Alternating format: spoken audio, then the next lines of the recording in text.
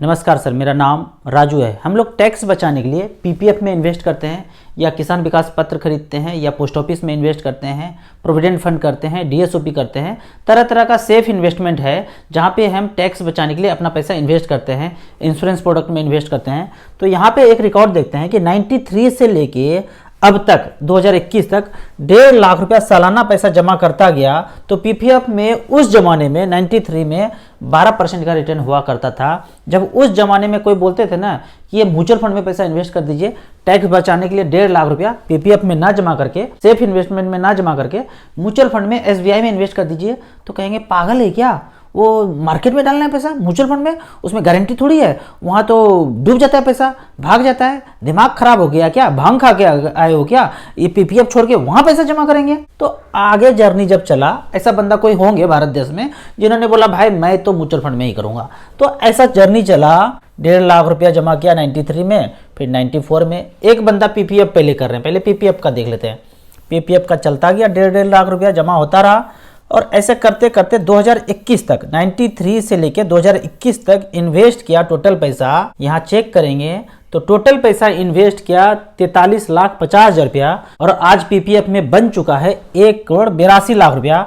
Percentage return check करेंगे तो 8.62% का रिटर्न जनरेट करके दिया है एवरेज पिछले 93 से लेके 2021 तक। टोटल जमा किया 43,50,000, वैल्यू हो गया 1,82,00,000 रुपया। अब कहानी का पार्ट 2 देखते हैं कि वो जो पगला यमला जो पैसा बोला था कि यहाँ इन्वेस्ट कर दो, वहां उन्होंने यमला पगला इन्वेस्ट किया 1.5 लाख रुपया साल का। ठीक उसी तरह से 93 से लेके अब तक जमा करता गया। 93 में एसबीआई का फंड का नाम है एसबीआई लॉन्ग टर्म इक्विटी। उस जमाने में भी ये हुआ करता था, आज नहीं हुआ है। म्यूचुअल फंड आज आप सुन रहे हैं तो ऐसा नहीं कि आज शुरू हुआ है ये। 93 में एसबीआई का म्यूचुअल फंड तब भी था, वही fund SBI long term equity आज भी है, तब भी था।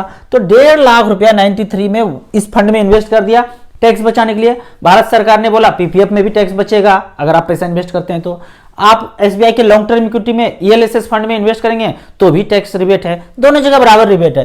तो 1.5 लाख रुपए यहां जमा किया, फिर ऐसे करके जर्नी चलता गया। 2002, 2004, 2006, 2008 उन्होंने रोका नहीं। 1.5 लाख रुपया साल का टैक्स बचाने के लिए लगा दिया। सब लगाते हैं, इंश्योरेंस प्रोडक्ट खरीदते हैं, एलआईसी खरीदते हैं, सहारा खरीदते हैं, इधर उधर ओम भूर्भुवः स्व करते हैं। तो 1.5 लाख रुपया यहाँ पे लगाता गया।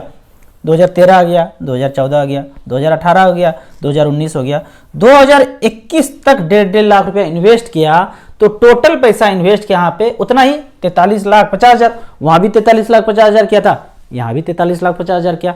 यहाँ पैसा बना है 10,59,00,000 रुपया। जमा उतना ही हुआ, एक जगह पैसा बन रहा है 1,82,00,000 रुपया। सेफेस्ट जगह पे पैसा इन्वेस्ट किया तो 1,82,00,000 रुपया बना। और दूसरे जगह सेफ नहीं है, मार्केट के अनुसार ऊपर नीचे होता है तो 10,59,00,000 बना है। यहाँ पे परसेंटेज रिटर्न चेक करेंगे 17.77% का रिटर्न यहाँ पे जनरेट करके दिया है। तो यहाँ पे देखेंगे 8.62 का रिटर्न हुआ है, यहाँ पे 17.77% का रिटर्न हुआ है।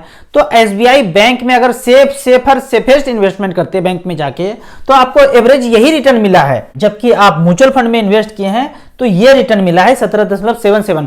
तो ये जो कोई सेफ इन्वेस्टमेंट करते हैं और कोई म्यूचुअल फंड में इन्वेस्ट करते हैं तो बीच में जो बैंक आ गए ना या कोई भी संस्था आ गए ना, वो सारा पैसा उनके पास चला जाता है। यानी कि जो भी संस्था आपका पैसा लेके मार्केट में इन्वेस्ट कर रहे हैं, आपको तो लगभग 8% का रिटर्न दे रहे हैं, जबकि यहाँ पे एच पर मार्केट 16, 17, 15, 14 जो भी होगा एच पर मार्केट, यहां आपको रिटर्न मिलेंगे। अब एक दूसरा रिकॉर्ड देखते हैं कि इसी फंड में एसबीआई लॉन्ग टर्म इक्विटी में किसी ने 10,000 रुपये पर मंथ का एसआईपी किया। इस फंड में पिछले 28 साल में 10,000 का एसआईपी किया। तो सिंस इंसेप्शन ये बोल रहे हैं पिछले 28 साल में टोटल एसआईपी के थ्रू जमा किया 10,000 रुपये पर मंथ की दर से 34,40,000 रुपया, जिसका आज प्रेजेंट वर्थ होता है 7,95,00,000 रुपया।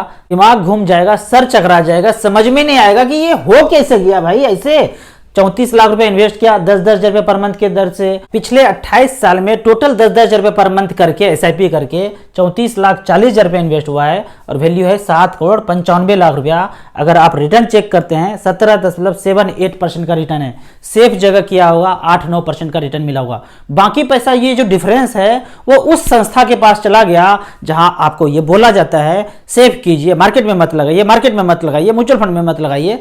और यहां आप म्यूचुअल फंड में लगाते हैं, कोई बात नहीं, रिस्क लेंगे, ऊपर नीचे होगा। रिस्क कुछ भी नहीं होता है, हमेशा रिस्क शॉर्टर ड्यूरेशन के लिए होता है। आप अपने जिंदगी का 4-5 साल बोलिए, ले लो मार्केट जितना लेना है। यदि हम 25 साल के लिए इन्वेस्ट करते हैं, 5 साल की गिरावट को हम झेल लेंगे तो 20 साल तो हमारा गेन होता ही रहेगा ना। तो आप तरह तरह से अगर एनालाइज करेंगे ना तो रिस्क कुछ भी नहीं होता है। लंबे समय में इन्वेस्ट करेंगे तो रिस्क मिनिमाइज हो जाता है। आप मुझे यहां बताइए 34,40,000 का अगर 7,95,00,000 रुपया हो रहा है, 34 लाख का 6 करोड़ भी हो रहा है, 5 करोड़ भी हो रहा है, 3 करोड़ भी हो रहा है, तो कौन सा रिस्क है यहाँ पे?